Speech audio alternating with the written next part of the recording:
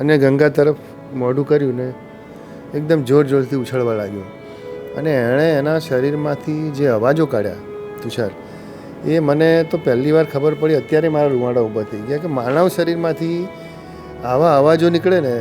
આવા અવાજો એટલે મોટા અવાજોની વાત નહીં, મોટા અવાજવાળા તો ઘણા માણસો હોય છે, પણ અલગ પ્રકારની ચીસો અવાજો એ જે કાઢવા માંડે એનાથી એમ થયું કે આ કયા પ્રકારનું આ ભગવાને આને મોકલ્યો છે એમ ઉપરથી. અને પછી એ શાંત થયો, એકાદ મિનિટના આવું કર્યા પછી કૂદ અવાજો કાઢ્યા પછી. અને પછી એણે કીધું કે દેખો મુર્દા આ રહા હે. એટલે મને કંઈ ખબર ના પડી, કારણ કે નદીનું વહેણ તો આમ હોય અને ગંગા પછી થોડુંક દેખાય આપણને નજીક જઈએ, એટલે કે આટલા નજીકથી કે આ નદી આમ જઈ રહી છે. તો એ ઊભો રહી ગયો, મને દેખો મુર્દા આએગા અભી. એટલે હું તો કંઈ સવાલ તો મારે કરવાનો નહોતો, એટલે એ આટલા ડિસ્ટન્સ તમે બેઠા છો એ ડિસ્ટન્સથી હું અહીંયા ઊભો રહી ગયો. અને પછી આમથી એક થોડે મળદું તણાવ એ કૂદતો જાય, એટલે મને ખબર પડે કે કંઈક નજીક આવતું હશે, કે જે કંઈ એને દેખાતું હોય. મને તો પાણીનું વહેણ જ દેખાતું હતું આટલું. અને એવા વહેણમાં આ મળદું આ કેવી રીતે આવ્યું એ આજે હું નથી સમજી શક્યો. એ લોકો પછી મારા મિત્ર થઈ ગયા, અને પછી તો એવા મિત્ર થઈ ગયા કે તને નવાઈ લાગશે તુષાર, કે સર્કસ 1.5 મહિના પછી જવાનું હતું. એ દરમિયાન મેં ઘણી ફોટોગ્રાફી કરી, છપાઈ પણ ગઈ. અને સર્કસ જવાનું હતું ને ત્યારે રાત્રે 1:30 વાગે સુજીત કરીને છે એનો માલિક, એ સુજીતભાઈનો મને પર ફોન આવ્યો. મને કે વિવેક ये लोग रो रहे हैं કે વિવેકભાઈ को बुलाओ फिर हम जाएंगे इधर से. કે અથવા Narendra Modi as a chief minister નથી વાત કરી. હું એમ કહું છું કે કોઈ એક વ્યક્તિ પોતાના ફોટા માટે પોતાના પડતા ફોટા માટે આટલું બધું માઇક્રો લેવલનું ધ્યાન રાખીને આવો એક જ માણસ બીજો, અને એમાં આ લેવલે પહોંચેલો એવો માણસ, પોલિટિશિયન હોય કે બીજો કોઈ હોય એ રીતે. પણ એમ કે મારું પેટ અંદર જાય જ વખતે તમારી ક્લિક થવી જોઈએ એ પ્રકારની વાત.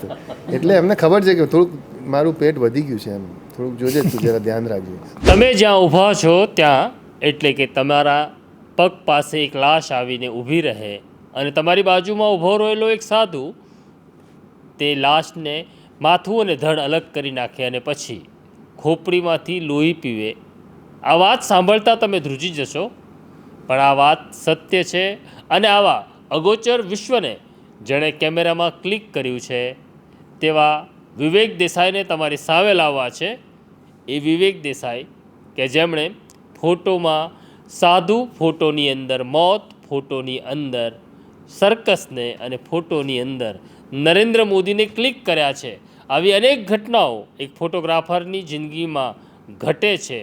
ફોટોગ્રાફર ફોટોમાં જીવે છે, ફોટોગ્રાફર ફોટોમાં મરે છે, અને ફોટોગ્રાફર ફોટોને અમર કરી જાય છે. એવા વિવેક દેસાઈ સાથે આજે તમારો પરિચય કરાવવાનો છે. અને આ અમારો ઇન્ટ્રોગેશન રૂમ છે. ઇન્ટ્રોગેશન રૂમમાં વિવેક દેસાઈનું ઇન્ટ્રોગેશન કરશે પ્રશાંત દયાળ, તુષાર બસિયા અને ડૉક્ટર કિરણ કાપુરે. તો ચાલો મળીએ વિવેક દેસાઈને. વૈષ્ણવજન તો તેને કહીએ જે પીડ પરાઈ જાનાને રે. ઘટના એવી છે કે હું 2007માં દિવ્ય ભાસ્કરમાં રિપોર્ટર તરીકે ફરજ બજાવતો હતો, ને તે વખતે મારા મિત્ર વિવેક દેસાઈનો એક ફોન આવે છે. વિવેક દેસાઈ અને હું 2003માં દિવ્ય ભાસ્કરમાં સાથે કામ કરતા હતા. વિવેક દેસાઈ એ ફોટોગ્રાફર તરીકે અને હું ક્રાઇમ રિપોર્ટર તરીકે કામ કરતો હતો.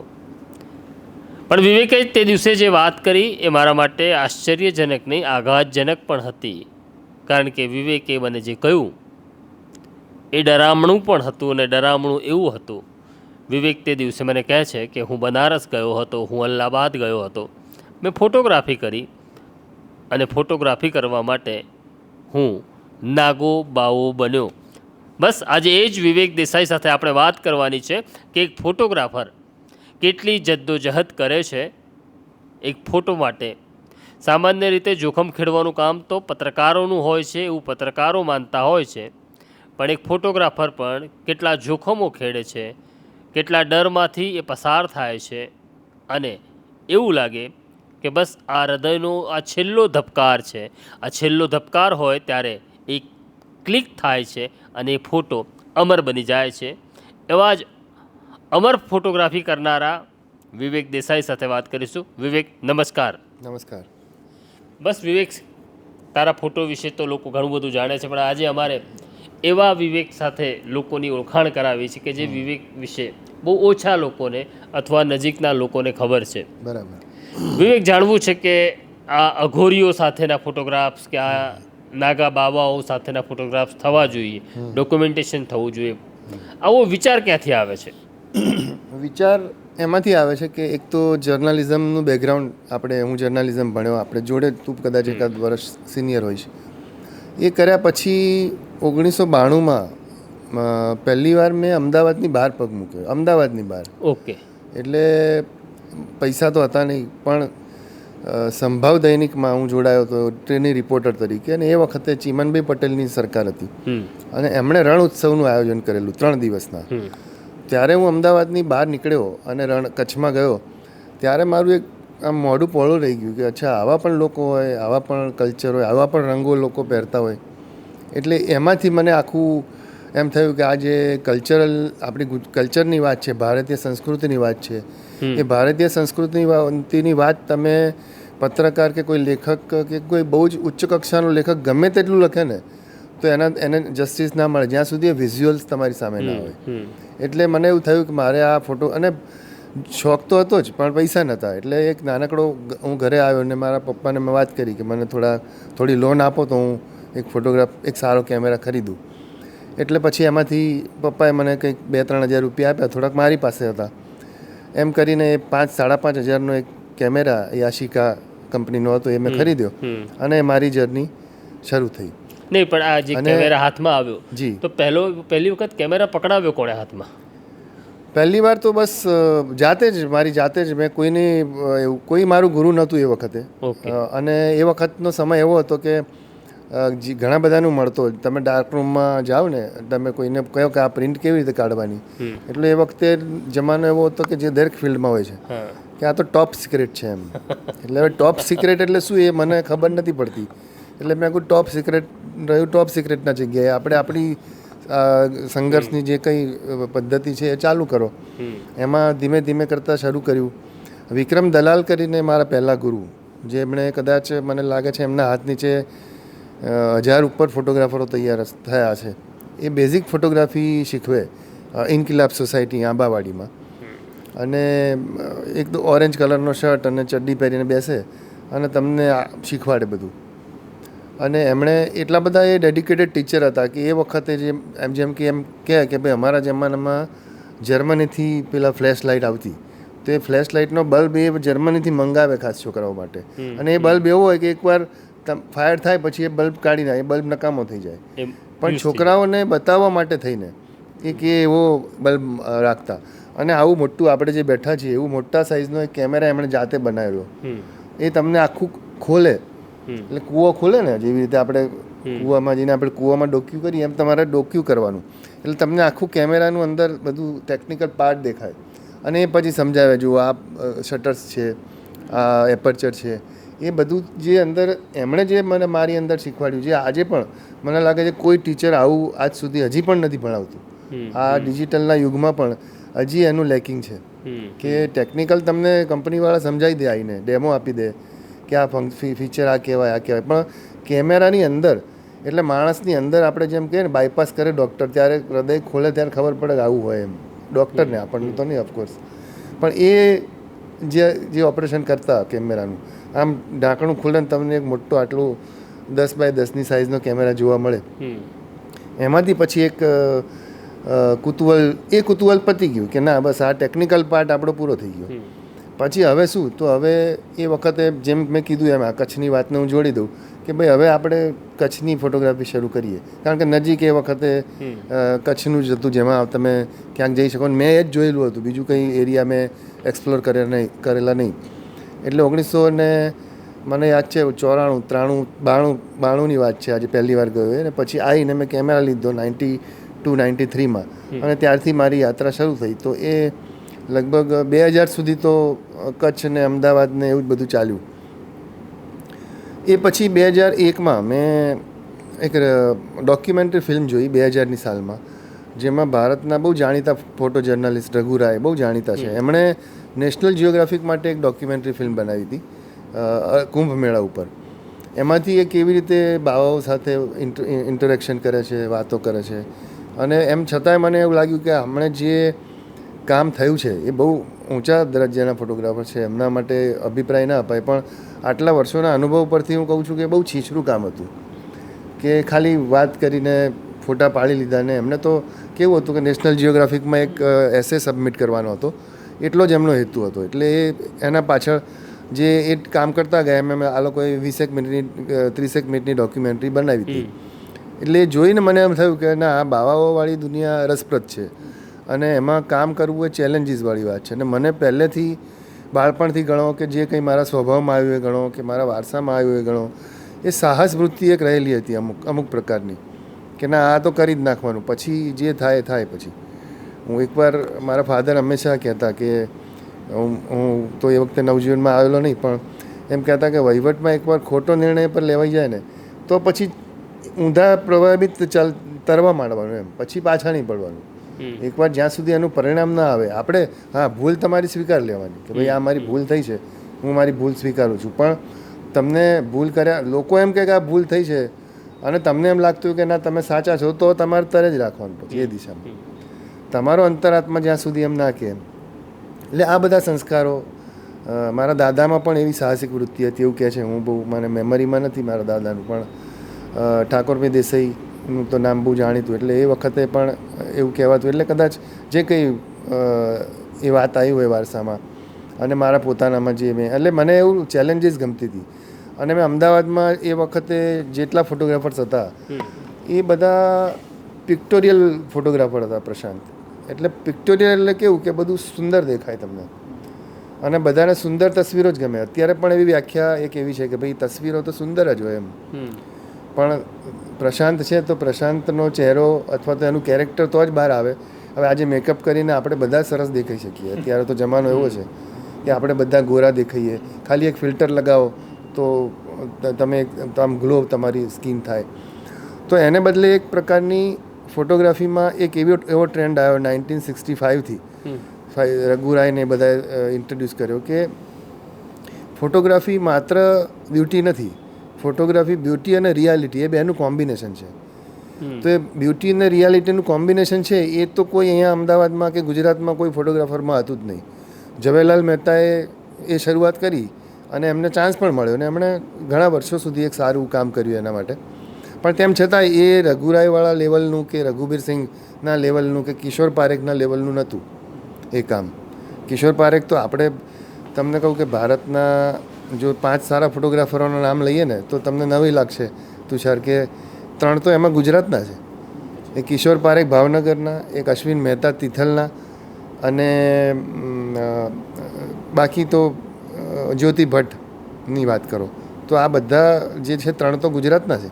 જે લોકોના ફ્રાન્સમાં બિબ્લોથિપ ફોટોગ્રાફી મ્યુઝિયમ છે ફ્રાન્સમાં, એમાં આ લોકોના જ ફોટા લાગેલા છે. બીજા કોઈ ઇન્ડિયાના કોઈ ફોટોગ્રાફરના નથી, એમાં 3 ગુજરાતીઓ છે.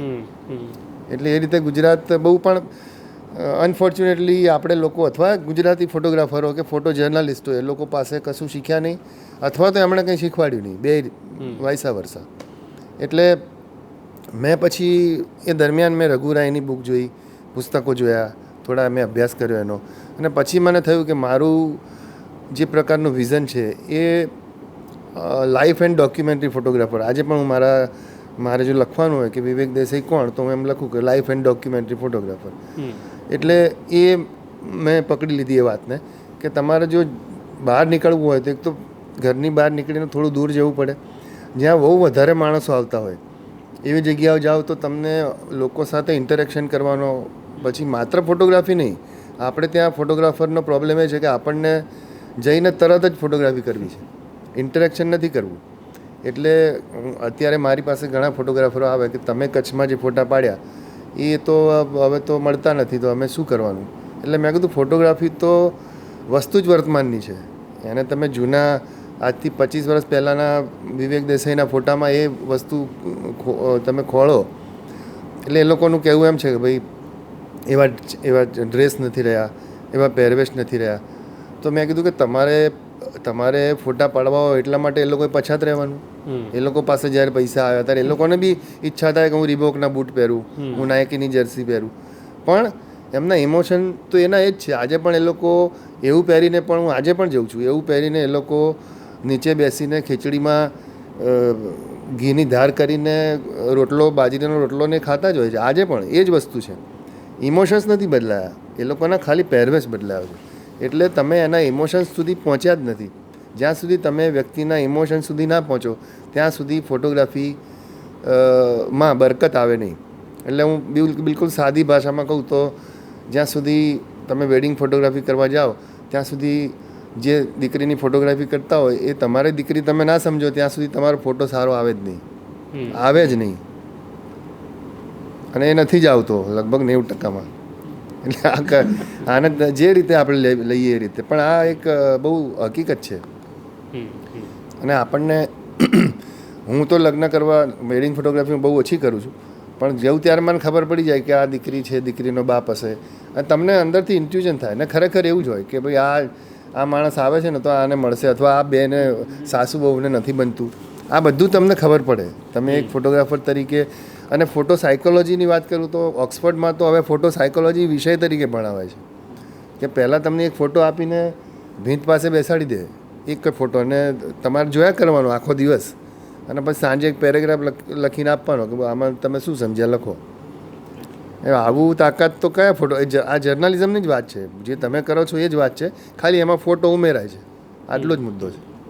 નહીં, પણ વિવેકની જિંદગીમાં પછી આ સાધુ જી રઘુરાયના, હા, એ પછી હું તમને તને કહું કે જે સાધુમાં જે રસ મને પડ્યો એ આ ડોક્યુમેન્ટરી જોઈને, અને પેલી જૂનાગઢમાંની બધી વાર્તાઓ તો સાંભળેલી હોય આપણે, બધું ફરતા હોઈએ. એટલે ગુજરાતમાં તો ફરતા જ હતા. અને શિવરાત્રી વખતે બધા ફોટોગ્રાફરો જાય ત્યાં આપણા ભવનાથના મેળા, એટલે એ બધું જોયું હોય થોડા ફોટા કોકના સિનિયર ફોટોગ્રાફરોના. એટલે એમ થાય કે ના આ બધું સરસ છે. પણ પછી ખબર પડી કે આનાથી એક મોટો હાથી તો ત્યાં છે એમ. એટલે પણ એ દર 7 વર્ષે થાય અર્ધકુંભ, અને દર 14 વર્ષે પૂર્ણકુંભ. એટલે એ 2001ની વાત કરી. પછી હું મારું બનારસ જવાનું શરૂ થયું ધીમે ધીમે કરતાં. એમાં છૂટાછવાયા સાધુઓ મને મળ્યા, એ લોકો જોડે થોડી મિત્રતાઓ થઈ. એ પછી ત્યાં અખાડા છે, 2 અખાડા છે. એ અખાડામાં સાધુઓ જે માદા હોય એ લોકો ત્યાં અમુક પરમેનન્ટ રહેતા હોય, એ લોકો જોડે દોસ્તી થઈ. પછી એમ કરતાં કરતાં 2007 આવવાનું હતું ને મને ખબર પડી કે હવે તો અર્ધકુંભ આવ્યો. એટલે એક ઉત્સવની જેમ એને આપણે વધાવી લેવો જોઈએ એમ કરીને મેં મારી જાતને કેમેરા લઈને, એ વખતે તો હું બનારસથી પણ ખાસો પરિચિત થઈ ગયો હતો. એટલે સીધો જે દિવસ સે કુંભ શરૂ થવાનો હતો, એટલે પહેલો કુંભ હતો, પહેલો કુંભ મારા માટે પહેલો હતો. વિવેક જેમાં ફોટોગ્રાફર તરીકે છે. અને હું ત્યાં ગયો. હવે ડિસેમ્બર જાન્યુઆરી મહિનાની શરૂઆત, અને એટલી બધી ઠંડી હોય મને ખબર નહીં. પ્લસ ત્યાં ઠંડી હોય ને એ તો આપણે સહન કરી લઈએ, પણ ધુમ્મસ બહુ હતું અલ્હાબાદમાં. અલ્હાબાદનું ધુમ્મસ એટલે એટલું બધું કે અહીંથી આટલું પણ હું તને પણ ના જોઈ શકું એમ. ખાલી આકૃતિ જ દેખાય, માણસોની આકૃતિ જ દેખાયા કરે. એટલે પહેલાં તો મજા આવી કે ના, ધુમ્મસ હંમેશા એક ફોટોગ્રાફરો માટે બહુ એક એટ્રેક્ટિવ સબ્જેક્ટ રહ્યો છે કે ધુમ્મસ હોય તો મજા આવે એમ. કારણ કે બધું મિસ્ટી દેખાય ને એક ડ્રામેટિક ફોટો આવે. પણ એ આખો દિવસ ચાલુ રહે મને ખબર નહીં. આ તો દિવસોના દિવસો એમ. એટલે સવારે 6 વાગે જેવી સ્થિતિ હોય એવી સ્થિતિ 12 વાગે હોય. ખાલી એક થોડું અજવાળું ખુલ્યું હોય એટલું જ. પણ તમે ટાઈમ ના કહી શકો કે હવે અત્યારે 12 વાગ્યા હશે. તમને એમ જ લાગે કે હવે સવારે 8 વાગ્યા હશે, અને કશું દેખાય નહીં, અને એમને એમ સાંજ પડી જાય. હવે એવી રીતે 2-3 દિવસ ફર્યો, બધા સાધુઓના કેમ્પમાં ફર્યો. એમાં મને ખબર પડી કે જે સાધુઓના જે ટેન્ટ છે અથવા તો એ લોકોની જે કોલોની એ લોકોએ બનાવી છે એ બહુ નજીક છે. એટલે આટલું જ ડિસ્ટન્સ હોય, એક માણસ ચાલી શકે એટલું. આ બાજુ કુટીર હોય, આ બાજુ કુટીર હોય.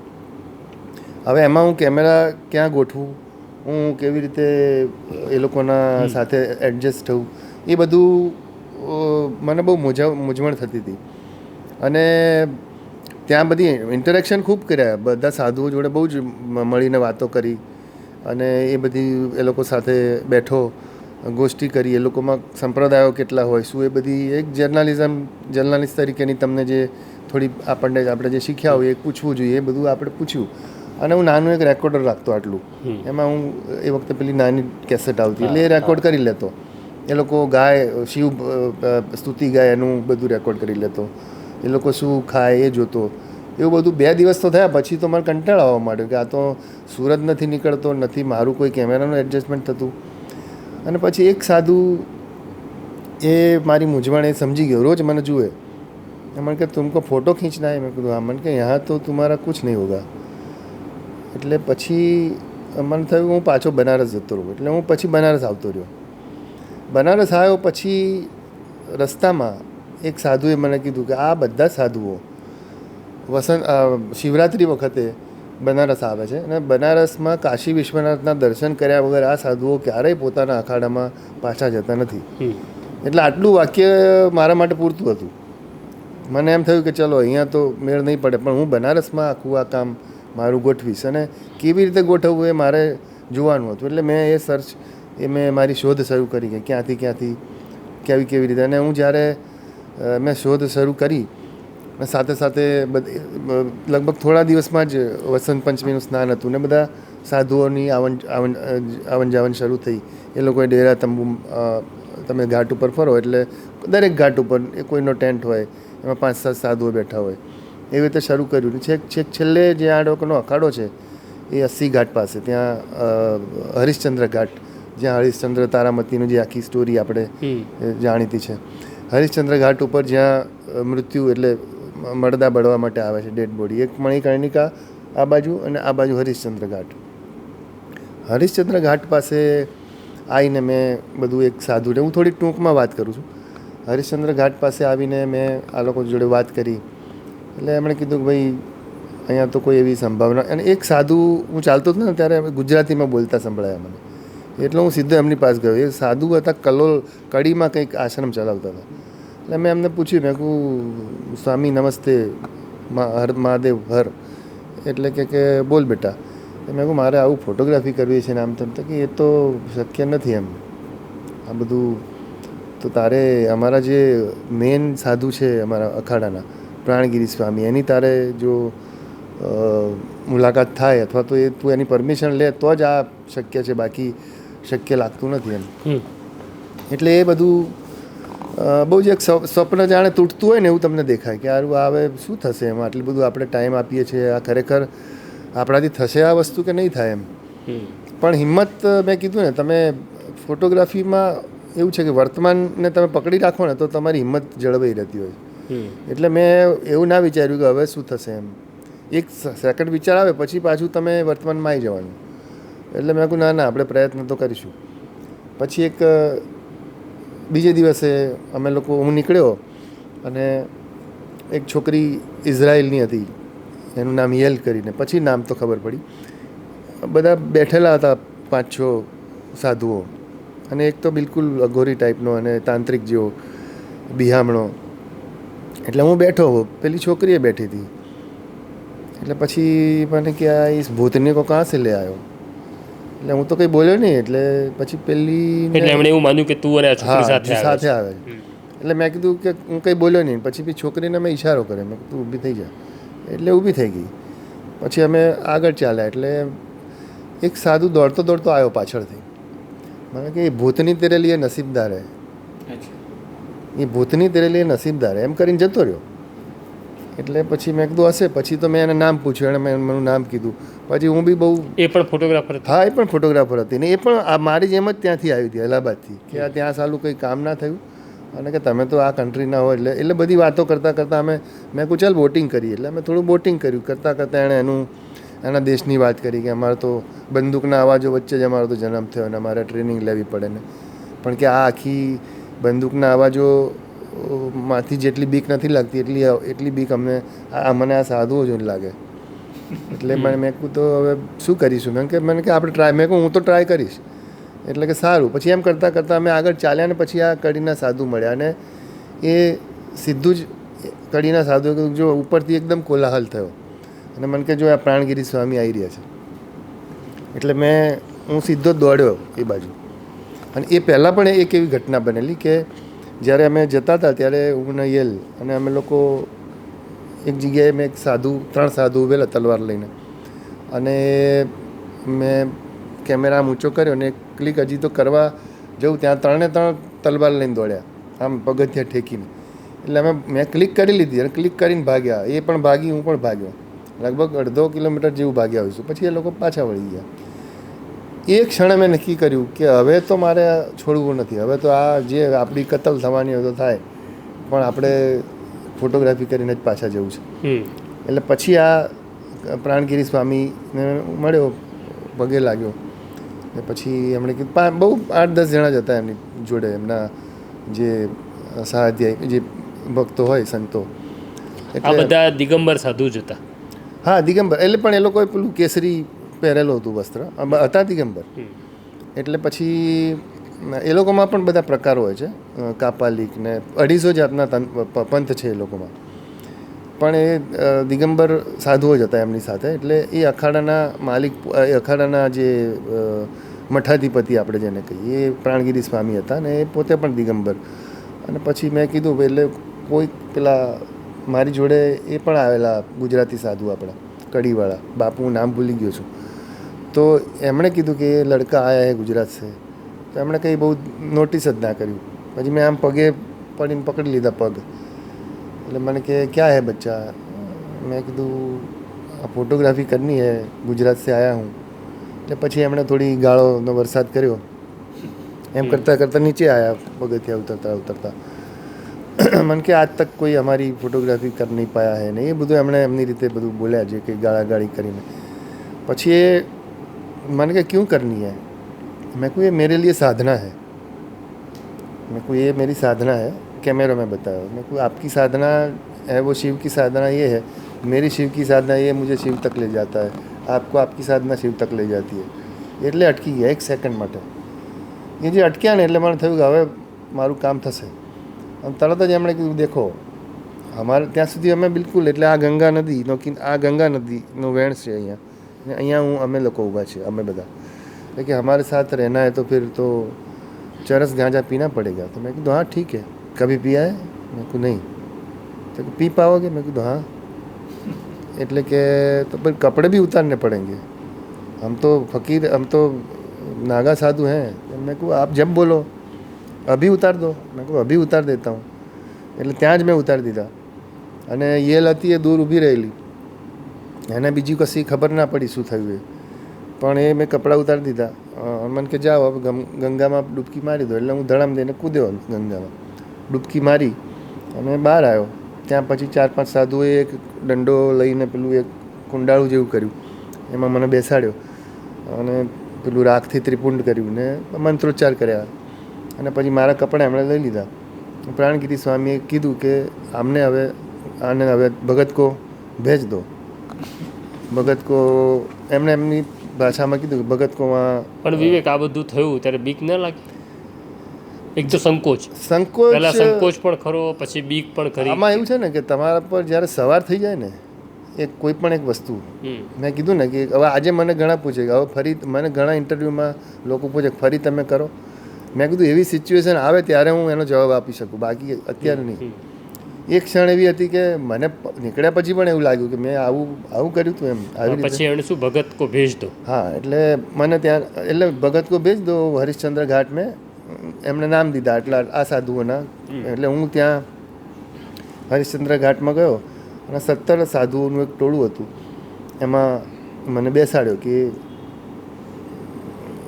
અહીંયા આપકો રહેના હે. અને એ લોકોના નેટવર્ક ગમે તે હોય, પણ એવું થયું કે કોઈ પણ કેમેરા જોઈને ચોંક્યું નહીં. કોઈએ બધા એવો રીતે અરે આવો ભગત બેઠો. એટલે સૂચના હે, સ્વામીજી કી સૂચના એમ કરીને એમણે સંદેશ है कि इनको कुछ करना नहीं है, उनको जो करना है वो करे. એટલે ત્યાં હું આમ પેલું વાનગીની જેમ પીરસાયું ને, બટાકાનું શાક લો, આ પાતરા લો, એમ મને બેસાડ્યો કે આ પીરસાઈ ગયો હું એમ. અને પછી ખરી કસોટી શરૂ થઈ કે ભાઈ હવે શું કરવાનું એમ. હવે મુશ્કેલીઓનો સામનો એ કે આવતા તો આવી ગયો માણસો, એટલે ઘણીવાર એવું થાય પછી ખબર પડે આપણને કે આ ભૂલ કરી નાખી એમ. કારણ કે હું આવતા તો આવી ગયો, અને જ્યારે જતો તો કપડાં મારા લઈ લીધા અને હું જતો હતો ત્યારે યેલ દૂર ઊભી હતી. એણે મને આમ કર્યું, મેં બી આમ કર્યું. પછી હું નીકળી ગયો એ બાજુ. એને અમે બોટમાં ફર્યા એટલો જ પરિચય અમારો. પછી જ્યારે હું અંદર ગયો અને ચારે બાજુ ધૂણી ને બધું જાત જાતના ગાળા ગાળીને ઓમકારના નાદ ને મંત્રોચ્ચાર ને શિવનું બધું સ્ત્રોત્રમ કોઈ કરતું હોય ને બધું જાત જાતનું ચાલે. કારણ કે 17 જણા તો આની વચ્ચે તો મને મૂક્યો હતો, બીજા લગભગ 250-300 સાધુઓ હતા આજુબાજુમાં જુદા જુદા કેમ્પમાં. એટલે એ પછી ત્યાં બેઠો એટલે એ લોકોએ આમ કરીને પેલું ચલમ મારતા હતા. પછી સીધી ચલમ આવી મારી પાસે, એટલે પછી મેં હાથમાં તો લીધી. પછી મારી બાજુમાં જે સાધુ હતો ને સમજી ગયો, એટલે મેં કે ભગત લગાવો, જો है ना वो सब यहाँ होता है, बाकी कुछ नहीं होता है, कुछ नहीं होगा. મેં જોરથી ચરસ ખેંચીને જે ઉધરસ આવી બસ એ પછી તો એવું થયું કે સળંગ 9 દિવસ સુધી જેટલી વાર તમે બેસો એટલી વાર કમ્પલસરી તમારે લેવી પડે. અને એમણે મને એ સાધુએ જ કીધું કે તમે જો मन के आप तुम लेके भगत तुम ये कश मार के खड़े हो जाना, अपना काम पे लग जाना, अगर सो गए तो सो जाओगे. એટલે મને ખબર પડી થોડું આવું થાય ને ત્યારે તમને ઇન્ટ્યુઝન થવા લાગે કે આપણે એમણે કહ્યું એ જ ફોલો કરવાનું. એટલે એ પ્રમાણે મેં ત્યાંથી ઊભો થઈને બધું મારે જે ફોટા પાડવાના હતા. હવે પછી સાંજ પડવા આવી ત્યારે મને ખબર પડી કે મારું તો કાર્ડ પણ નથી મારી પાસે. કેમેરાનું કાર્ડ તો ખાલી થઈ જાય, આપણે જેમ ડેટા આપણે ટ્રાન્સફર કરવો પડે તો એનું શું, પછી બેટરી મારે ચાર્જ કરવી પડે, બેટરીનું શું. હવે ત્યારે તો પછી હવે એ વખતે નાના આવા પેલા મોબાઈલ અમુક સાધુઓ રાખતા, એટલે મેં એમની જોડેથી મેં કીધું મુझे ફોન કરના હે. એટલે મેં ત્યાંથી જ્યાં હું રેસ્ટોરન્ટમાં મારો મિત્ર છે સંતોષ કરીને, એને ત્યાં રહેતો, એને મેં કીધું કે આને કંઈક કહું તો એ કોકને મોકલે અને કંઈક એવી વ્યવસ્થા થતી હોય. મેં એને ફોન કર્યો, મેં કહું સંતોષ આવું છે અને હું આવી રીતે આવી ગયો છું અંદર, પણ મારી પાસે બેટરી અને એ છે. પણ સંતોષ કે હું તો નહીં આવું, કારણ કે એ લોકો તો પોતે પ્રોપર બનારસના, એ પોતે એ લોકો તો બામે બહુ બીવે. એટલે મને કે તો મેં કહું वो एक लड़की है, मैं वो ये लाएगी वहाँ पे, तो કે એ અહીં બેઠી હે.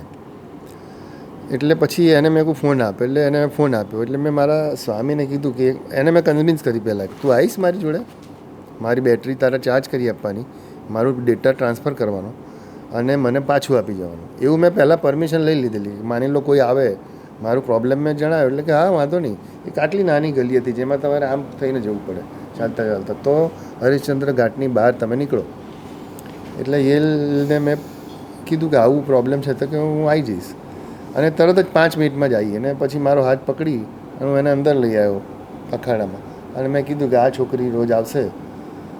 એટલે પછી એક સાધુ દોડતો આવ્યો, અને वो ये भूतनी वही है ને, वो भूतनी तुम्हारी दोस्त. હવે એ લોકો તો મને મારી દોસ્ત જ સમજવા લાગેલા. એટલે અને પછી થઈ પણ ગયેલી. એટલે એણે એ બી ગભરાઈ ગઈ હતી, અને આટલા બધી ઠંડીમાં એને પરસેવો થઈ ગયેલો અને મારો હાથ છોડે નહીં.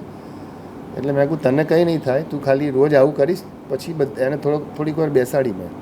એટલે પછી એને થયું કે ના કંઈ મને થશે નહીં. એટલે રોજ 10 દિવસ સુધી એ મારું કાર્ડ સાંજે લઈ જાય. અમુક ચોક્કસ સમય ટાઈમ ફિક્સ કરેલો કે 6 વાગે તારે આવી જવાનું.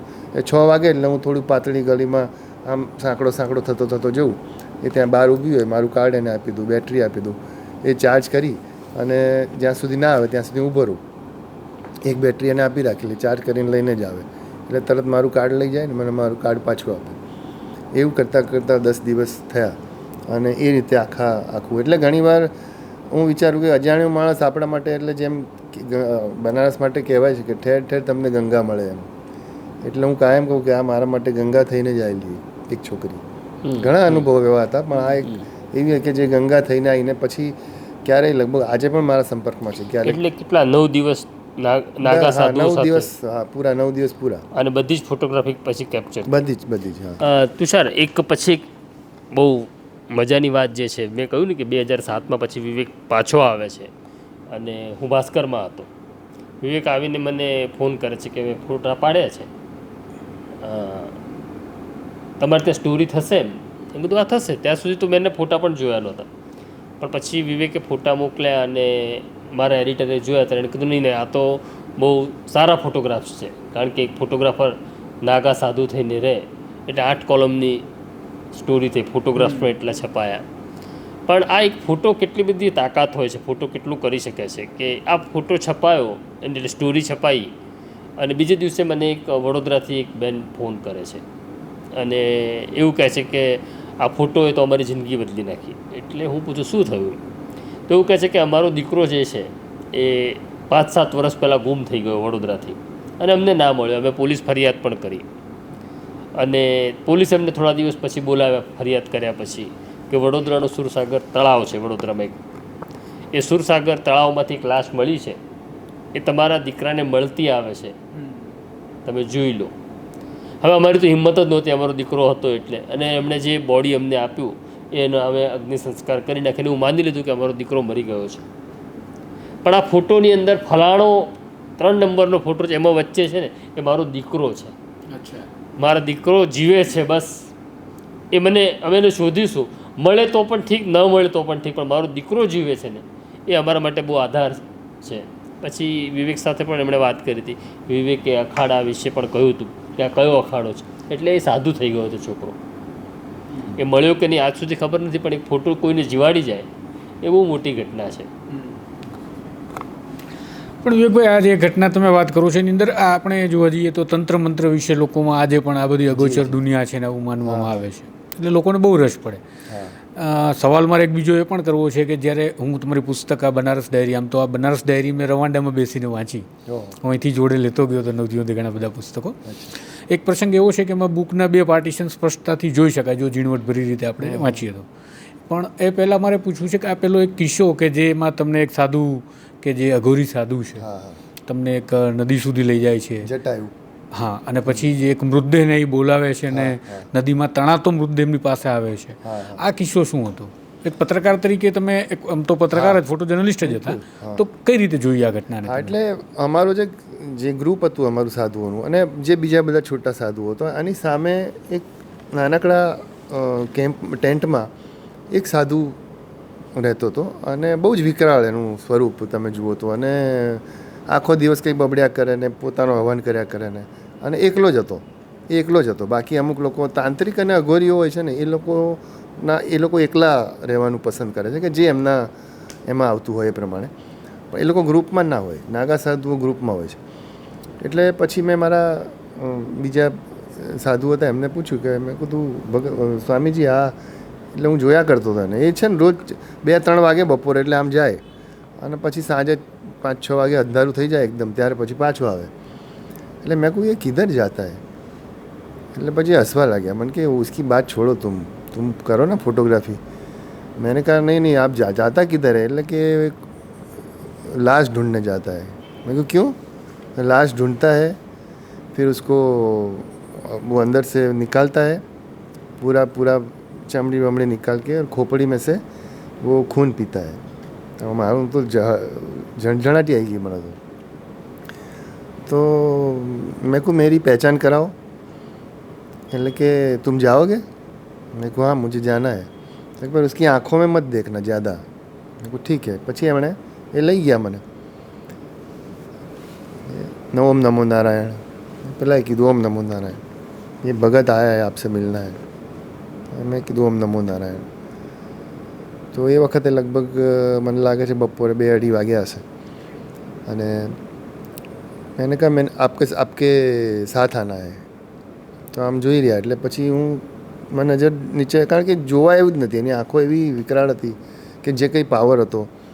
એટલે મેં કીધું હા. મન કે ચલો ભગત. પછી મેં કીધું ચલો ચલના હે તો. પછી મન કે મશીન રખ દો તુમારા. મશીન એટલે કેમેરા. મેં કીધું કેમેરા જ ના લઈ જવાનો તો પછી હું જઈને શું કરું? તેમ છતાંય મને એવું થયું કે ચલો કંઈ નહીં, હવે નથી તો નહીં, પણ હવે કીધું છે એટલે મને કે નહીં અબ ચલના પડેગા. એટલે કેમેરા મુકાવી દીધો. પછી હું ચાલતો ગયો એકદમ ધુમ્મસ, અને ધુમ્મસ પછી ધીરે ધીરે ધુમ્મસ એકદમ વધારે ગાઢ થતું જતું હતું. અને કિનારે ચાલ્યો હશે 2-3-4 કિલોમીટર જેવું. અમે નીકળી ગયા આગળ અને કશું જ દેખાય નહીં એવી પરિસ્થિતિમાં કે પાણી પણ ના દેખાય અને જમીન પણ ના દેખાય. અને અમે બસ એક આકૃતિ બીજી આકૃતિને જોઈ રહી હોય. પાછળ જુઓ તો પણ કંઈ નહીં, આગળ જુઓ તો પણ કંઈ નહીં, બસ એક આકૃતિ દેખાય કે આ એક જટાયું છે ને આની હું મારી જાતને જોઈ રહ્યો છું. બસ આ 2 જ જણા. એટલે કોઈ બીજા ગ્રહના પર ફરતા હોય ને એવી એક અનુભૂતિ થાય તમને, અને બીક લાગે ભયંકર. પણ હવે મારી પાસે કોઈ રસ્તો હતો નહીં, એટલે એ પછી 1-2 જગ્યાએ ઊભો રહ્યો, પછી પાછો ચાલ્યો, પછી પાછો એક જગ્યાએ ઊભો રહ્યો અને ગંગા તરફ મોઢું કર્યું ને એકદમ જોર જોરથી ઉછળવા લાગ્યો અને એણે એના શરીરમાંથી જે અવાજો કાઢ્યા તુષાર, એ મને તો પહેલી વાર ખબર પડી, અત્યારે મારા રૂવાડા ઊભા થઈ ગયા કે માનવ શરીરમાંથી આવા અવાજો નીકળે ને. આવા અવાજો એટલે મોટા અવાજોની વાત નહીં, મોટા અવાજવાળા તો ઘણા માણસો હોય છે, પણ અલગ પ્રકારની ચીસો અવાજો એ જે કાઢવા માંડ્યા, એનાથી એમ થયું કે આ કયા પ્રકારનું આ ભગવાને આને મોકલ્યો છે એમ ઉપરથી. અને પછી એ શાંત થયો, એકાદ મિનિટના આવું કર્યા પછી કૂદ અવાજો કાઢ્યા પછી. અને પછી એણે કીધું કે દેખો મુર્દા આ રહા હે. એટલે મને કંઈ ખબર ના પડી, કારણ કે નદીનું વહેણ તો આમ હોય અને ગંગા પછી થોડુંક દેખાય આપણને નજીક જઈએ, એટલે કે આટલા નજીકથી કે આ નદી આમ જઈ રહી છે. તો એ ઊભો રહી ગયો, પણ દેખો મુર્દા આએગા અભી. એટલે હું તો કંઈ સવાલ તો મારે કરવાનો નહોતો, એટલે એ આટલા ડિસ્ટન્સ તમે બેઠા છો એ ડિસ્ટન્સથી હું અહીંયા ઊભો રહી ગયો. અને પછી આમથી એક થોડે મળદું તણાવ એ કૂદતો જાય, એટલે મને ખબર પડે કે કંઈક નજીક આવતું હશે, કે જે કંઈ એને દેખાતું હોય. મને તો પાણીનું વહેણ જ દેખાતું હતું આટલું, અને એવા વહેણમાં આ મળદું આ કેવી રીતે આવ્યું એ આજે હું નથી સમજી શક્યો. અને એ મળદું આવ્યું ને બિલકુલ એણે આમ પગ જ્યાં એના હતા ત્યાં આગળ એ મળદાનું ડેડ બોડીનું માથું બિલકુલ એના બે પગ વચ્ચે આવીને ગોઠવાઈ ગયું, એ ટાઈપનું સિચ્યુએશન. એટલે હું તો થરથરી ગયો, અને રૂવાડા જો મેં કીધું ને અત્યારે મારા ઊભા છે. એટલે પછી એમણે એને આમ બધું જોયું આમ તેમ કરીને કે એ इसको छोड़ना नहीं है, कि ये बड़ा बेकार, वो उसने बहुत लोगों को परेशान किया है, उसको नहीं छोड़ना है. એમ કરીને એણે એક એનો થેલો હતો એમાંથી કાળો, એમાંથી એમ કરીને દાંતરડા જેવી એક આકારનું એક કાઢ્યું નાનકડું, આમ કરીને સીધું માર્યું, ધડને માથું અલગ કરી નાખ્યા. પછી બધું સાફ કરી નાખ્યું અને આંખોના ડોળા એણે કાઢ્યા. પહેલાં ડોળા કાઢીને આમ મૂક્યા બાજુમાં, હું ઊભો તો એની બાજુમાં જ. અને પછી કંઈક મંત્ર બોલીને પાછો મને કે મેં ઉસકો સાફ કરી દેતા હું. એટલે ગંગાના પાણીથી જ એણે આખું બધું ધોયું, ઉપરથી બધું વાળ કાઢી નાખ્યા, ખાલી ખોપડી રહી, ખાલી ખોપડી. એટલે પછી એણે એ જ જે એની પાસે પેલું સાધન હતું એનાથી આમ કરી આમ રાખીને ખોપડી પર આમ ઘા કર્યો, અને એ કંઈક શેર પડી, અને મારી જે હાલત થઈ હતી, અને એ શેર પડીને લોહી પી ગયો. પછી એણે ખોપડી એના પેલા નાખી દીધી. પછી કે ચલો ભગત આપના કામ પૂરા હો ગયા. એમ કરતાં કરતાં પછી લગભગ રાત્રે હું 8 વાગવા આવ્યા છે. અમે લોકો 2-2:30 વાગે ગયા હતા. અને મને એમ કે મારા કેમ્પમાં મારા સાધુઓ બધા હશે, એ બધા મારી રાહ જોતા હશે, અને મને એમ કહેશે કે તું ક્યાં ગયો હતો. એટલે એ લોકોએ આવીને કે ભગત જાકે આવ્યા. મેં કીધું હા ઠીક છે. એટલી સ્વાભાવિકતાથી એ લોકોએ, એટલે મને એમાંથી એ શીખવા મળ્યું કે ગમે તેવું તમે મિશન પર જતા હો કે તમે જતા હો ને, એને સાથે લોકોને કોઈ લેવા દેવા નથી. આ બાવાનો મરી ગયો હોત ને ના પાછો આવ્યો હોત ને તો એમને કશું ફેર નહોતું પડતું. ત્યારથી મને થયું કે આપણે જે કામ કરવું છે ને આપણે જ કરવાનું, આપણી લડાઈ આપણે જ લડવાની, આપણી શોધ આપણે જ કરવાની. આમાંથી મારો આખો સ્વભાવ, શિલ્પા મારી પત્ની કાયમ કહે કે તું જઈને આવ્યો પછી ખાસો બદલાઈ ગયો, શાંત થઈ ગયો, અમુક લોકોને જોવાની દ્રષ્ટિ બદલાઈ ગઈ.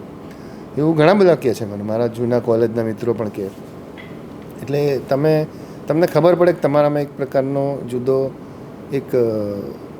જુદો વિવેક તમે જોઈ શકો, તમારામાંથી જ નીકળેલો. અને આવી તો કેટલીક ઘટનાઓ એવી હોય છે કે ઘણીવાર જે મેં લખી નથી અમુક ઘટનાઓ, અને સાચી ના માને. હવે કોણ આમાં જ ઘણીવાર એવું થયું છે, ઘણા લોકોએ ડિબેટ કરી કે હવે ફેંકું માણસ છે, આવું થોડું હોય એમ. અને મેં એવું પણ જોયું હતું કે એકવાર 2 સાધુઓને અમે સવારે નહાતા હતા ગંગામાં, અને પછી એ 2 સાધુ 2 પક્ષીઓ આવતા હતા ઉપરથી, અને કે એટલે હું જોતો હતો. મને કે ક્યાં દેખ રહા? મેં કહું દેખો કિતને અચ્છે પંછી ઉડ રહે हैं. पंछी तो उड़ेंगे ही, पंछी है तो पंछी तो उड़ेंगे. तो पंछी तो उड़ते ही है ना, उड़ने के लिए तो उनको वो दिया है, पंखे दिए ईश्वर ने.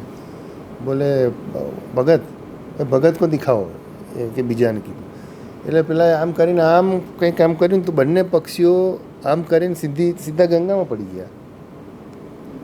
હવે આ તમે કહો તો કોઈ સાચું જ ના માને. આ તમે ક્યાંય વાત જ નથી કરી, આ પહેલી વાર હું વાત કરી રહ્યો છું તારી સામે.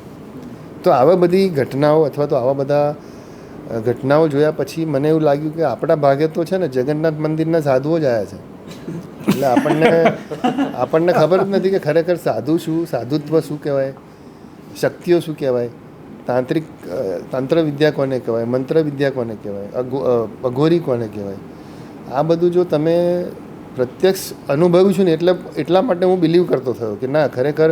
તો મને એમ પહેલાં હંમેશા હું જ્યારે આવા બનારસ જેવા શહેરમાં જઉં ત્યારે મને થયા કરતું મેં આટલા બધા પરદેશીઓ શું કરવા આવતા હશે એમ. હવે કુંભ મેળો હવે છે ડિસેમ્બરમાં, તૂટી પડશે ફોરેનર્સ. એટલે મને પછી ખબર પડી કે પરદેશીઓ પણ એટલા માટે આવે છે કે એ લોકોને અંદરથી પોતાની જાતને શોધવી છે. એવી ત્યાં કોઈ રેમેડી કે પદ્ધતિ નથી પરદેશોમાં, એ લોકો અહીંયા આવે છે. અને એક ઇન્ટરેસ્ટિંગ વચ્ચે વાત કરું કે એકવાર હું ઘાટ પર ફરતો હતો અને હમણાંની જ વાત છે, થોડા 4-5 વર્ષ કોરોનાની પહેલાંની. અને મને ક્રિકેટનો બહુ જબરો શોખ. એટલે સ્ટીવ વો આપણો ઓસ્ટ્રેલિયાનો કેપ્ટન, એ આમ હાથમાં કળશ લઈને આમ ચાલતો જતો હતો.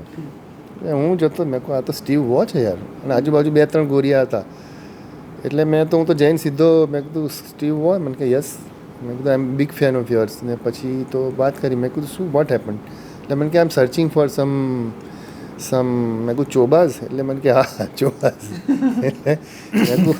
મેં કહું don't do it, I will give you some. એટલે મેં એને કીધું તમને એક સારો મહારાજ આપી દઉં. પછી હું ત્યાં ગયો. એક મહારાજ એને એનો જે ગોરો મિત્ર ગુજરી ગયો હતો, એણે એમ કીધું હતું કે તું જ્યારે પણ હોય, તું ક્રિકેટરમાં તરીકે હોય કે સંન્યાસ લઈ લીધો હોય કે તું જ્યાં પણ હોય ને, મારા અસ્થિ પધરાવા તારે બનારસ ગંગા કિનારે જઈને જ મારા અસ્થિ પધરાવવા. એટલે પછી મેં હોળીની વ્યવસ્થા એની માટે કરી આપી, બ્રાહ્મણ એક શોધી આપ્યો અને પછી સંપૂર્ણ શાસ્ત્રોક્ત વિધિથી અને એના અંતિમ પેલા પધરાયા. એટલે આવું પણ મેં જોયું છે. ઘણા બધા ફિલ્મ એક્ટ્રેસીસને જોયા છે, ઘણા બધા. અને આપણું બનારસ ઘરાના તો આખું ત્યાંથી આવ્યું છે. એટલે કબીર ત્યાંથી આવ્યા છે. કબીરનું આજે મંદિર છે. આપણે કબીરની વાત કરીએ તો કબીરનો કૂવો છે, કબીરનું ઘર એ લોકોએ સાચવ્યું છે, પણ ત્યાં કોઈ જતું નથી. બનારસ એટલે આપણે એવું સમજી બેઠા કે કાશી વિશ્વનાથનું મંદિર ને એક ફલાણું આમ 1-2-3 વસ્તુઓ ઘાટ પર ફરીને પૂરી કચોડી ખાઈને પાછા આવો એટલું જ. પણ એમાં એક બીજી પુસ્તકની અંદર જે વાત જોઈ મેં કે આ બધી અગોચર દુનિયાની જે બધી વાતો છે એમાં થોડાક આપણને રોચક વાતો લાગે એટલે મજા આવે. પછી વચ્ચે જે એક પ્રસંગો શરૂ થાય એ બધા પ્રસંગોમાં એક ખારીસિંગવાળું પાત્ર પણ. હાજી હા. તો ક્યાંક ને ક્યાંક એવું તમને લાગે છે કે આ બધું જ જે છે ઈશ્વરે તમારા માટે જે છે રચના કરીને મૂકેલું છે? બિલકુલ. એટલે આમાં નિર્મિત કરેલું જ હોય છે. કારણ કે એવું થાય કે માણસને અમુક સ્પિરિચ્યુઅલ જગ્યાએ, એટલે હું એમ કહું કે ભાઈ મારે 4 ધામની યાત્રા જોઈ છે, તો એના માટે તમે કેટલું પ્લાનિંગ કરો, તમે કેટલું કરો. એવી રીતે બનારસ માટે એવું થાય કે ભાઈ મારે બનારસ જ્યોતિર્લિંગ છે તો એકવાર જવું છે એમ. હું છેલ્લે તુષાર ગયો ને આ ગયા વર્ષે, એ મારી બનારસની 63મી વિઝિટ હતી. એટલે હું 63 વાર બનારસ જઈ આવ્યો. એટલે મારું કોઈ કે સિટી સાથેનું લેનદેન કદાચ ગયા જન્મનું હોય, હું તો માનું છું, હવે માનું છું એમ કે કંઈક લેનદેન હોય તો જ. અને એવા પાત્રો મને મળ્યા છે કે જે એમણે એવી મને મદદ કરી હોય અને પછી આજ સુધી મને નથી મળ્યા.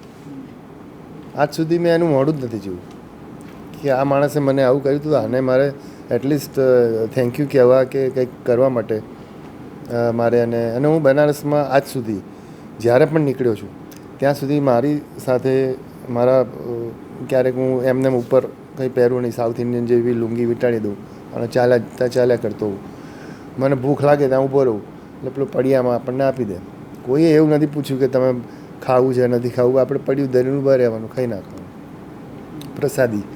કોઈ એવું નથી પૂછતું પૈસા છે નથી, કાં સે આવ્યો ક્યાં હે. એટલું બનારસી પણ હું આજે પણ હું થોડી આગળ જઈને વાત કરું કે આટલા બધા ચેન્જીસ આવ્યા, સરકારે જે કંઈ ચેન્જ કર્યા એ પછી પણ અયોધ્યામાં મારો એક મિત્ર છે અયોધ્યામાં, એણે કીધું કે અયોધ્યા વાસીઓ પૂરા અયોધ્યામાંથી મુક્ત થઈ ગયા છે. અયોધ્યાને એમણે છૂટું પાડી દીધું છે પોતાનાથી. બનારસીઓએ હજી બનારસી પણ એમના પોતાનામાં હજી જીવે છે એમ, આટલા બધા ચેન્જીસ પછી પણ. એટલે એ એક હકીકત છે. એટલે આ તમે અઘોરીની વાત કરી અને સાથે સાથે મણિકર્ણિકા ઘાટ પર ફોટોગ્રાફી કરી, તો આ મૃત્યુ અંગેનો દ્રષ્ટિકોણ બદલાયો? આમ તો આપણે કંઈ મૃત્યુ અંગે વિચારતા નથી, પણ તમારો કંઈ એ દ્રષ્ટિકોણ બદલાયો હોય કાં તો બિલ્ડઅપ થયો હોય? એમ. હા, એટલે એવું છે કે મૃત્યુ મૃત્યુની પણ ઘણી બધી હા. ફોટોગ્રાફી કરી છે. મૃત્યુ વિશે મેં ઘણા બધા મારા ફોટોગ્રાફ્સ છે જે ખાસા પોપ્યુલર પણ થયા છે. અને એનું કારણ પણ એ હતું કે જ્યારે હું પહેલી વાર બનારસ ગયો ત્યારે ખૂબ ઠંડી હતી. એવી ઠંડી તો અમદાવાદમાં અનુભવી જ ના હોય. એટલે હું ચાલતો જતો હતો અને મને ખબર બી નહીં કે કયો ઘાટમાં શું હોય. અને ત્યાં એક જગ્યાએ ધુમાડો જોયો તો ત્યાં મેં જોયું તો મેં કહું અહીં તો ચિતા સળગે છે એમ. અને પછી 2 જણા આવીને એના પર તાપવા બેસી ગયા. પછી એક જણો છે આવીને ચિતા સળગતી હતી તો ત્યાં પેન્ટ સુકાવવા માંડ્યો એની ઉપર. એટલે મને થયું કે મૃત્યુ આટલું સ્વાભાવિક હોય એમ. આપણે તો શું, અને પાછું એવું કે જેની ચિતા પાસે પેન્ટ સુકાવતો હતો એને જે લઈને આવ્યો હતો એ વ્યક્તિ તો પાછી બાજુમાં જ ઊભી હતી. એટલે એવું બી નહોતું કે પેલો બી સ્વાભાવિકતાથી એને જોઈ રહ્યો હતો. આ પણ એનું કામ કરતો હતો. બીજા બધા લોકો બી એમની રીતે પોતાનું કામ કરતા હતા. તો ચા પીવે અને જુદું જાતનું જે કંઈ પ્રવૃત્તિઓ ચાલતી હોય. તો મને એમ થયું કે આટલું સ્વાભાવિક મૃત્યુને આપણે તો કેવું બનાવી દીધું છે એમ અહીંયા. એ માણસ હવે ત્યાં તો મૃત્યુનો ડર હોય ને તમારો, ધારો કે મારો હજી પણ છે, એવું નથી દરેક નામાં હોય, પણ એ ડર તમારો 90% જતો રહે. તમે એ જગ્યાએ જઈને તમે જ્યારે જુઓ, એ જગ્યાને અનુભવો, તમને એમ થાય કે ના, આ તો એક સ્વાભાવિક પ્રક્રિયા જે ઈશ્વરે ગોઠવેલી છે. એ સર્કલ એ સર્કલ 24 કલાક 365 દિવસ ફર્યા જ કરે છે. એટલે એ તમારો ડર નીકળી જાય મૃત્યુનો. અને તમે એમ લખ્યું છે કે તમે બનારસ જાઓ ત્યારે આસ્તિકતા અને શ્રદ્ધા તમારામાં રાખવી પડે, નહીં તો એ આખી ફોટોગ્રાફી મિકેનિકલ થઈ જાય. એ મેં જે વાત કરી ને પેલું લગ્નમાં, એ જ વાત છે કે આસ્તિકતામાંની વ્યાખ્યા કેવી છે? દરેક, ધારો કે નાસ્તિક માણસ હોય, કારણ કે શહેર જ આખી આસ્તિકતાનું છે. એટલે આખું ત્યાં તમે જ્યાં તમે આમથી આમ નજર કરો ને ત્યાં સુધી તમને 10 શિવલિંગ દેખાઈ જાય, કે ગણેશ દેખાઈ જાય, કે કોઈ બ્રહ્માજીની મૂર્તિ દેખાઈ જાય. એટલે કોઈ ખૂણો એવો નથી કે તમે નજર ફેરવો ને તમને ના દેખાય. પ્લસ માણસો એવા, તમે ખાલી, મને એવાય માણસો અનેક વાર મળ્યા છે. એમ આપણે કહીએ ને કે यहाँ जाना है તો કે હા ચલો, એ તમને આવીને મૂકી જાય. એ ડિસ્ટન્સ હોય 2 કિલોમીટરનું, પણ એ તમારી જોડે આવે, બસ આપ यहाँ ચલે જાઓ. આવું તમે અમદાવાદ જેવા કે આપણા મોટા સિટીમાં જોવા ના મળે એમ, કે તમને માણસ મૂકી જાય એમ. એટલે મેં કીધું ને કે બનારસીપણું એમનું છોડતા નથી ને આ એમના બ્લડમાં છે આ વસ્તુ.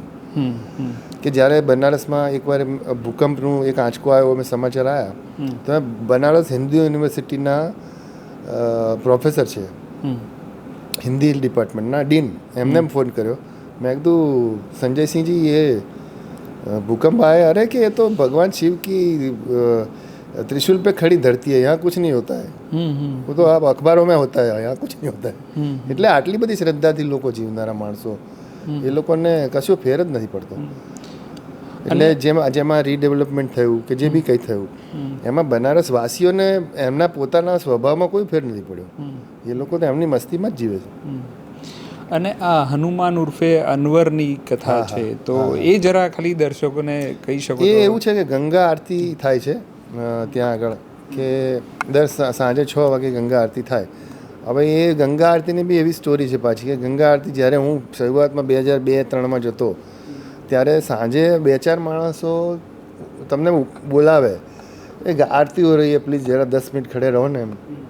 અને ત્યાં આજે મોટા આપણા બધા પ્રાઇમ મિનિસ્ટરથી લઈને જે કંઈ પણ એક્ટરો આવે, પરદેશોથી આવે, રાષ્ટ્રપતિ આવે, એ બધા ત્યાં આરતી આજે ત્યાં જોવા માટે બેસે. અને મેં એવી આરતી જોઈ છે કે એ જ જગ્યાએ એ જ આરતીવાળા લોકો અને એ જ માણસો એ અમને બોલાવતા હતા કે એ 10 મિનિટ ખડે રહો ને તો આરતી હો જાય, 10-15 લોગ લગે હશે. ત્યારે હું 10-15, અને પછી એમાંથી ગંગા સેવા નિધિ કરીને એક ટ્રસ્ટ ઊભું થયું, અને ગંગા સેવા નિધિ આજે કરોડોનું ટ્રસ્ટ થઈ ગયું. એટલે આરતીની એ વાત છે ને. એમાં આરતીમાં એવું નહોતું, આરતીમાં એક અનવર કરીને છોકરો હતો, મુસ્લિમ હતો, અને એ આરતીમાં પોતે જે પેલું આરતી ચલાવે કરે, જે બહુ જ એના માટે બાવડા બહુ હેવી જોઈએ, એટલે એને પકડીને સંસ્કૃત મંત્રોચ્ચાર કરે, બધું જ કરે. એટલે એ આખું મેં જોયું. પછી મને ખબર પડી કે આ તો આનું નામ અનવર છે અને અહીંયા આગળ આવી રીતે આરતી કરે છે. એટલે આ બધું છે ને આપણી અંદર હોય છે. બહાર જે લોકો જ્યાં તમે, અને આપણે પછી ઘુસાડીએ છીએ એ લોકોમાં કે આ તો મુસ્લિમ છે. એને કશું એને પોતાને બી એવું નથી કે હું મુસ્લિમ છું કે હું હિન્દુ છું, એવું હિન્દુઇઝમ કે એવું મુસ્લિમિઝમ એ લોકોમાં પણ નથી. આ તો આપણે રોપીએ છીએ એ લોકોમાં કે એ લોકો બીજા બધા જે કંઈ આપણે એને જે જસ્ટિફાઈ કરવું હોય એ રીતે. પણ ત્યાંના લોકોમાં મેં ક્યારેય એવું નથી જોયું કે મદનપુરા કરીને વિસ્તાર છે જેમાં આખા વર્લ્ડમાંથી જે સારામાં સારી સાડીઓ નીતા અંબાણીથી લઈને તમે યુ નેમ ઇટ એ બધાની સાડીઓ મદનપુરા વિસ્તારના મુસ્લિમો દ્વારા બનાવવામાં આવે છે. ત્યાં આગળ મેં પૂછ્યું હતું, મેં કહ્યું અહીંયા છેલ્લું તોફાન કેવું ક્યારે? મને કે તોફાન નામની કોઈ વસ્તુ જ નથી. અમે લોકો અહીંયા કશું, અમારી પાસે એવો સમય જ નથી અને એવી કોઈ પરિસ્થિતિ જ ઊભી થતી નથી કે અમે લોકો ઝઘડીએ એમ. વિવેક, પણ આ બનારસ અને અલ્હાબાદની જે સફર છે તારી, હા, એક ફોટોગ્રાફર તરીકેની, પણ પછી એવું થાય છે કે વિવેકનું જે મેલ આઈડી છે હા, એમાં વિવેક સાધુ થઈ જાય છે. તો આ વિવેક સાધુ કેવી રીતના થયો, દેસાઈમાંથી સાધુ થવું? એટલે અહીંયા આવ્યા પછી મારું જીમેલ પેલું એકાઉન્ટ ખોલાવવાનું હતું. એટલે મારા જે અપૂર્વએ જ કદાચ એકાઉન્ટ ખોલેલું અને મેં કહ્યું ભાઈ એક ઈમેલ મારે ખોલવાનો છે. એટલે મને કે શું રાખીશું તારું વિવેક દેસાઈ? મેં કહ્યું ના, સાધુ વિવેક રાખો. એટલે હું તાજો બધું ત્યાંથી આવેલો ને એટલે પછી એનર્જી બી આવી કે હવે આપણે બી સાધુ છીએ ને આપણા પર એક થપ્પો લાગ્યો. એટલે ત્યારે sadhuVivek.com કરીને મેં gmail.com કરીને એકાઉન્ટ ખોલાવ્યું હતું, જે હજી પણ ચાલુ છે અને હું મરીશ ત્યાં સુધી એ ચાલુ જ રાખીશ. વિવેકના ફોટોમાં જીવન છે, હા, ધબકતું જીવનને પકડવાનો પ્રયત્ન કરે છે. એક તરફ સાધુની ફોટોગ્રાફી છે, મંદિરો છે, મૃત્યુ છે અને સર્કસ પણ છે. જી. તો આ સર્કસ ક્યાંથી આવ્યું?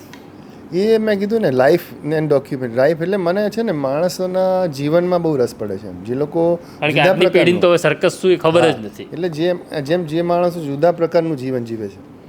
એટલે આપણે તો સામાન્ય માણસ છીએ, પણ પેલો હું હજી આજે પણ પેલા નટ બજાણીયા હોય ને, પેલી છોકરી આમ કરીને રસ્તા ઉપર, તો ત્યાં પણ મારી સ્કૂટરની કે ગાડીની બ્રેક વાગી જાય કે આ લોકો કેવી રીતે જીવતા હશે. એટલે એમ કરતાં સર્કસ સાથેનો મારો એક સંબંધ એવી રીતે હતો કે 1997-98માં જ્યારે હું કશું, એટલે 97-98 બી નહીં, 90-91ની વાત કરું છું, ત્યારે હું જર્નાલિઝમમાં પણ નહોતો. ત્યારે સર્કસ નદીમાં આવતા અને ત્યારે પેલું બધા આવે અને પેલું નદીમાં તંબુ લગાડી, એ બધું જોવા જતો. એ ઇમેજ અને પછી સ્કૂલમાં કન્સેશન કૂપનો આવે એનાથી ₹1 ₹2 એમાં પેલી ગેલેરીમાં બેસીને જોવાનું, એટલે એ પાટિયા ઉપર. એટલે એ છાપ એટલી બધી આમ સ્ટ્રોંગ ઘડાઈ ગયેલી ને. એ વખતે બીજું કોઈ એન્ટરટેનમેન્ટ હતું ને કે જેમાં તમને વાઘ, સિંહ કે આવા બધા જંગલી પ્રાણીઓ જોવા મળે, સિવાય કે કાંકરિયા તમે જાઓ. અને એ વખતથી અંકિત થઈ ગયેલું ને પપ્પા મને ઘણીવાર લઈ જતા સર્કસમાં માટે. એટલે ત્યારથી એવું હતું કે આ લોકોનું. અને જ્યારે ફોટોગ્રાફી શરૂ કરી, મેં કીધું ને, ક્યુરિયોસિટી થાય કે ભાઈ કેવી રીતે આ લોકો જીવતા, લોકોનું આવડા નાના ઠીંગુજીઓ હોય તો એ કેવી રીતે જીવન જીવતા હશે. અને એક મેરી એલન માર્ક્સ કરીને યુએસએની ફોટો જર્નલિસ્ટ હતી, એણે થોડુંક સર્કસ ઉપર કામ કરેલું, એનું બુક મારી પાસે જોવામાં આવેલી. એટલે ત્યારે મને થયું કે હવે હું ચાલુ કરું આના ઉપર કામ. પણ હવે અંદર એન્ટ્રી લેવીને બહુ સૌથી અઘરું કિસ્સો છે. આજે પણ એ લોકો હજી એન્ટર નથી થવા દેતા, દાખલ થવા નથી દેતા. એટલે મેં થોડુંક, અને એ પછી મીનવાઇલ ભાસ્કરમાં હું હતો ત્યારે મેં એક એવી ઈચ્છા વ્યક્ત કરી કે ભાઈ એક અડધું પાનું આપણે કરીએ. નીતિશભાઈ હતા ત્યારે, નીતિશ ત્યાગી, મને કે નહીં તુમ કરકે લાવો આપ દેખતે હૈ.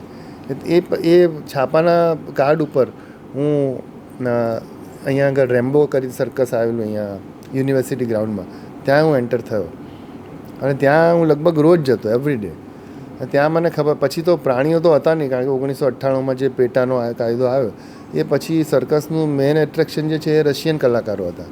રશિયાથી જે લોકો આવે, છોકરીઓ, જિમ્નાસ્ટ ને છોકરાઓ, એટલે એ લોકો સાથે હું બધી વાતચીત કર્યા કરતો કે તમે કેવી રીતે અહીંયા આવો. ભાગ્યા તાટા તૂટી ઇંગ્લિશમાં, એ લોકોને ઇંગ્લિશ ના આવડે, પણ એ લોકો પછી મારા મિત્ર થઈ ગયા. અને પછી તો એવા મિત્ર થઈ ગયા કે તને નવાઈ લાગશે તુષાર, કે સર્કસ 1.5 મહિના પછી જવાનું હતું. એ દરમિયાન મેં ઘણી ફોટોગ્રાફી કરી, છપાઈ પણ ગઈ. અને સર્કસ જવાનું હતું ને ત્યારે રાત્રે 1:30 વાગે સુજીત કરીને છે એનો માલિક, એ સુજીતભાઈનો મને પર ફોન આવ્યો. મને કે વિવેક ये लोग रो रहे हैं કે વિવેક ભાઈ को बुलाओ फिर हम जाएंगे इधर से, કે સામાન જતો રહ્યો છે, અમારી ગાડી ઊભી છે, તો તમે તું આવી જા. એટલે મારે તો ઘરથી તો 10 મિનિટ, હું રાત્રે 1:30 વાગે હું ગયો અને બધા ભેટીને મને રડ્યા. નાના ઠીંગુજીથી માંડીને બધા રશિયન કલાકારો. એટલે મેં કીધું ને બોન્ડિંગ તમારે કેળવવું પડે તો જ સારા. અને એ પછી જે રશિયન કલાકારો હતા એ પછી તમારું કન્વર્ઝેશન અને તમારું ઇન્વોલ્વમેન્ટ કેવું છે.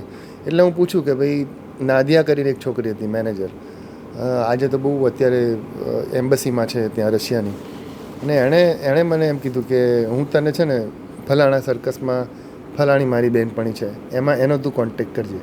એટલે હું એ સર્કસમાં જાઉં બીજા સર્કસમાં, અને એના માલિકને કહું કે ભાઈ મારે તો અંદર રશિયન છોકરીને મળવું છે.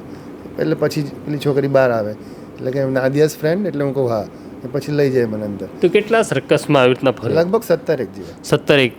આજે 20 થી 22 સર્કસ બચ્યા છે મોટા, એમાં 17 તો હું ફરી આવ્યો અત્યાર સુધી. ઓકે. એ બધાને તે કેમેરામાં બધાને અને બહુ સારી, કદાચ મને લાગે છે કે એ બુક પણ હું કરવાનો છું, પણ એક હિસ્ટોરિકલ આખી એ બુક થશે.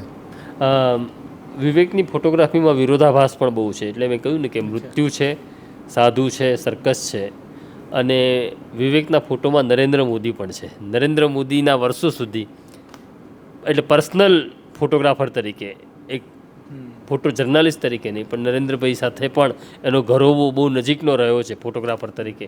એ વાત પણ લોકોએ જાણવી જોઈએ. નરેન્દ્રભાઈ ફોટાના બહુ શોખીન હતા, એ તો બધાને ખબર જ છે એમને ફોટા પડાવવાના.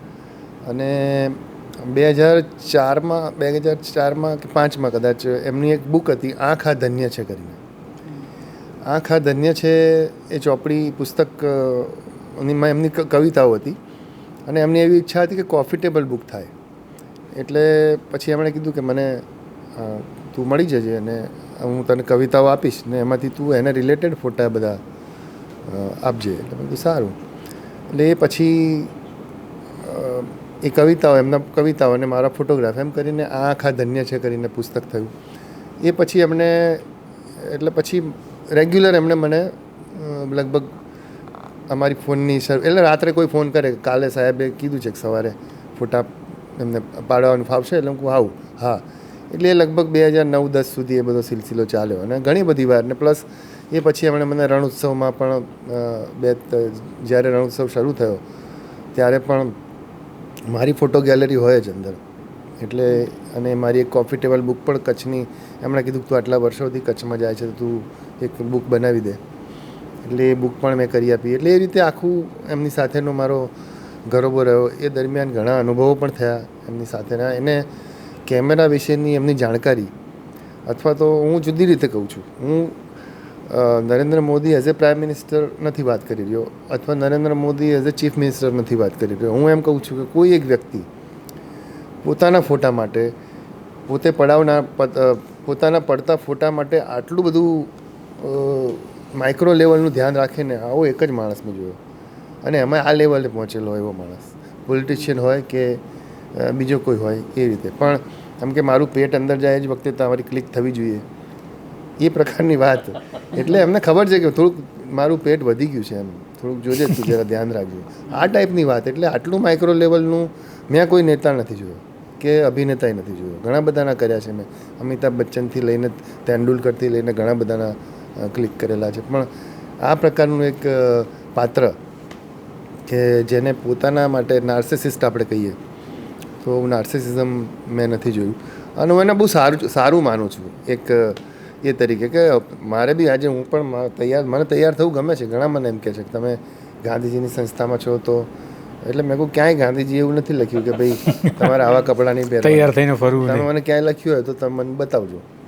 ખાસ કરીને ગાંધીને એવું મને પૂછે છે કે તમે તો જીન્સ પહેરો છો, પણ મેં કહું ક્યાં લખ્યું છે તમે મને બતાવો ને. હા પહેરો છો એવું ઘણા કહે છે. એટલે એક આ અનુભવ મારો હતો એમની સાથેનો, અને કામ કરતાં ઘણી વાતો પણ એમની સાથે શેર થઈ હોય. ફોટોગ્રાફર પહેલાં તો મને એમ થાય કે ફોટોગ્રાફી વિશે અમને બહુ સમજણ નથી એમ, પણ પછી એ જે સવાલ મને કરે એના પરથી મને ખબર પડે કે અમને સમજણ તો પડે છે એમ. અને અમને બહુ સહજતાથી જૂઠું બોલીને કન્વિન્સ ના કરે કે આવું નથી એમ, આમ હોય. એટલી તો મને જાણ થઈ ગઈ હતી. પણ પથ્થર પણ જે છે બોલે, પથ્થર સાથે વાતો કરવી પડે. બિલકુલ. એવું વિવેક દેસાઈ, એના ઉપર પણ વિવેક દેસાઈ હા કામ હા કર્યું બિલકુલ છે. બિલકુલ. તો એ વિશે થોડુંક આ એક નોલેજ પેલું છે કે લોકોને ખબર હોવી જોઈએ કે એક પત્રકાર છે કે કેમેરામેન છે કે અથવા તો કારખાનામાં કામ કરતો એક શ્રમિક છે, પોતાના કામ માટે કેટલી શિદ્દત હોવી જોઈએ. હા બિલકુલ. તો એના વિશે તમે જે એ પ્રસંગની વાત એટલે મેં એક ઇન્ટરવ્યૂમાં સાંભળેલું રઘુરાયના જૂના કે તમે જેની પર પાસે જ્યાં પણ ફોટોગ્રાફી કરવા જાઓ, ચાહે ઘટના હોય, ચાહે દુર્ઘટના હોય, ચાહે પથ્થર હોય કે માણસ હોય, વ્યક્તિ હોય, તો એને તમારે પહેલાં ઓળખવી પડે. જેમ મેં કીધું ને, એટલે તો કે અને અશ્વિન મહેતા કરીને મેં કીધું ને, જેમની જે ગુજરાતના હતા, દરિયાકાંઠા પર જ રહેતા હતા તિથલમાં, અને એમણે એક બુક કરી છે પથ્થરોની ફોટોગ્રાફી કરવી, પથ્થરોની પણ ફોટોગ્રાફી થઈ શકે એવું એમણે જગતને બતાવ્યું.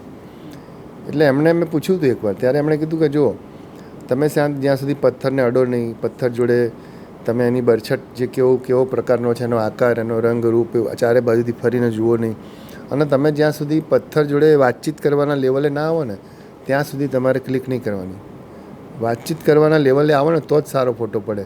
એટલે એમણે કહેલું ઇન્ટરવ્યૂમાં રઘુરાએ કે તમે જેના પણ ફોટા પાડો, જે પણ વસ્તુના, વ્યક્તિના, ત્યારે you should be mentally, physically અને સ્પિરિચ્યુઅલી ધેર. ત્યારે મને એ વાત બહુ સમજાઈ નથી. મને એમ કે આ બકવાસ બધી વાતો કરે છે એમ. મેન્ટલી તો તમે, ફિઝિકલી તો તમે હો જ, તમે પાડતા હો એટલે. મેન્ટલી ઘણીવાર તમારું મગજ ક્યાંક હોય, પણ ઘણીવાર તમે ઇન્વોલ્વ હો તો મેન્ટલી ને ફિઝિકલી તો હાજરી થઈ, પણ સ્પિરિચ્યુઅલ હાજરી એટલે શું એ મને બહુ પછીથી એને મોડા ખબર, ને પછીથી જ પડે જ્યારે તમે એકવાર ઇન્વોલ્વમેન્ટ થાય અને પછી આવું બધું થવા માંડે તમારી જિંદગીમાં, ઘટનાઓ, રસ્તાઓ ખુલવા માંડે. જેમ મેં સાધુઓની વાત કરી, એમાં તમે જુઓ તો ધીરે ધીરે એના રસ્તાઓ ખુલ્યા મારા માટેના. ત્યારે ખબર પડે કે સ્પિરિચ્યુઅલી ધેર હોવું એટલે શું. એટલે મેન્ટલી, ફિઝિકલી ને સ્પિરિચ્યુઅલી તમે હો તો જ એક સારા ફોટોગ્રાફર, સારા ફોટો જર્નલિસ્ટ અથવા તો સારી વ્યક્તિ, પહેલાં સારી વ્યક્તિ બનવું જરૂરી છે, પછી ફોટોગ્રાફીની બધી તો વાત આવે. પછી એક સર્કસવાળો એક સવાલ એ હતો કે સર્કસ માટે લોકો જે વિદેશી કલાકારો, તમે કીધું રશિયાના આવે છે, તો આ વિદેશી કલાકારો સર્કસ માટે જોડાય છે, તો એના માટેનું આ એક ચોક્કસ છે, હું માનું છું ત્યાં સુધી, કે સર્કસમાં વધારે પડતા રશિયનનો પ્રચાર પ્રસાર કરવામાં આવે કે ભાઈ અમારે ત્યાં રશિયન કલાકારો છે, સર્કસવાળા જેવી જાહેરાત કરે છે. તો એવું શું છે, એવું શું કારણ મળ્યું કે આ લોકો ત્યાં કામ કરે છે? એ લોકો છે જિમ્નાસ્ટિકનું ત્યાં બહુ જ છે. એટલે જે મોટાભાગના આવે છે બધા રશિયાથી ને એ બાજુના દેશોમાંથી, નાના નાના દેશોમાંથી, ત્યાં જિમ્નાસ્ટિકનું જે સ્કૂલ્સ છે બધી, એ લોકોને કસરતના દાવ શીખવાડવામાં આવે. આપણે ત્યાં પણ હતી, કેરલામાં આપણે ત્યાં એક સ્કૂલ હતી જે શીખવાડતી હતી આ બધાને ટ્રેન કરવાની. એ સ્કૂલ 2013માં એ બંધ થઈ ગઈ. એટલે આપણે ત્યાં નાના બાળકો પણ, જેમ કે મારી દીકરીને મારે મૂકવી હોય કે મારે એને જિમ્નાસ્ટ બનાવી છે, તો એ નાનપણથી ટ્રેનિંગ આપણે ત્યાં એ આપતી એક જ સ્કૂલ હતી કેરલામાં.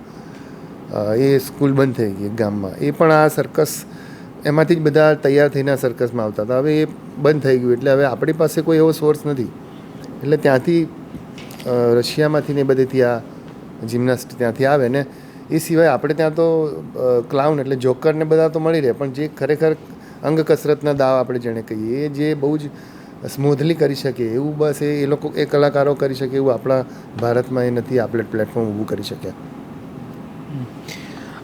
ગઈકાલે રામ મોરી સાથે વાત થઈ કે આમ લેખકના પેલા એમાં પડાવ હોય છે, એના લેખનના 3 કે એણે એવું કીધું કે 3 પડાવ હોય છે, એમ ફોટોગ્રાફરના એમાં પડાવ હોય છે કે તમને અત્યારે તો રસ બનારસમાં જ છે, હજુ આકર્ષણ બનારસનું છે, પણ તમને હજુ એમ થતું હોય કે મારે હજુ આ ફોટોગ્રાફી કરવી છે કોઈ જગ્યા કે કોઈ એવી, કે તમને એવું લાગતું હોય? પેરેલલ મારા સબ્જેક્ટ છે ને બધા સતત ચાલુ જ હોય છે. પછી તમને ફોટો એસેમાં રસ પડવા માંડે. ફોટો એસે એટલે કેવું છે કે આમ ફોટોગ્રાફીમાં એવું કહેવાય કે તમે તમારી વાત, આજે પણ એવું છે કે તમે એક સબ્જેક્ટ ઉપર 1 વર્ષ કામ કરો, 6 મહિના કામ કરો કે 30 વર્ષ કામ કરો, પણ તમે તમારી વાત જ્યારે રજૂ કરવાની આવે ત્યારે તમારે 12 ફોટામાં, નેશનલ જિયોગ્રાફિકમાં કે બધે તમારે 12 ફોટાની અંદર તમારું કામ સબમિટ થઈ જવું જોઈએ એમ.